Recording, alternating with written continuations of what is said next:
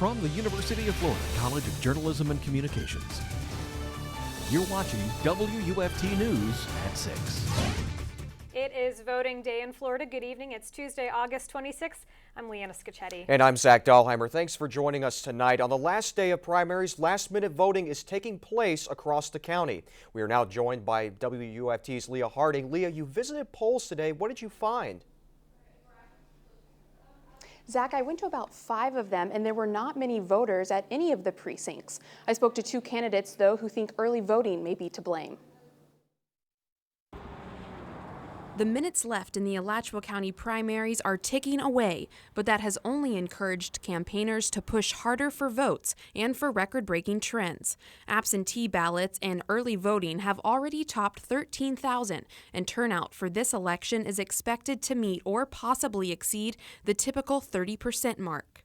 This year in Alachua County, there are more early votes cast than ever before. And now as primaries come to a close, candidates and their supporters gather among their sea of yard signs, trying to bring in even more voters before the polls close tonight at 7 p.m. Have your ID ready.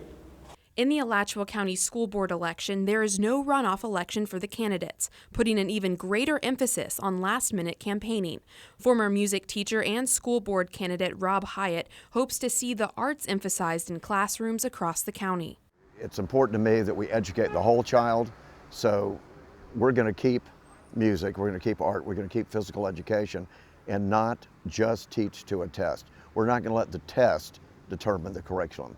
The people and the school system of Alachua County should determine the curriculum. Also in District 5, candidate Jancy Vinson believes her background with the Department of Corrections will help keep students out of jail and on track in school. You know, it costs so much to incarcerate a year. It's approximately between $25,000 to $30,000 a year for one inmate, whereas only like $7,400 to educate a child. So it seems to me that it's best to do it up front and invest and give that time to our children.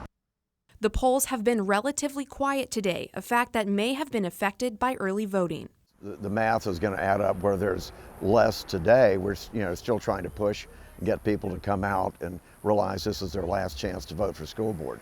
The counting of today's votes will begin shortly after the polls close, finally answering the candidates' question about whether or not that final push for votes made a difference.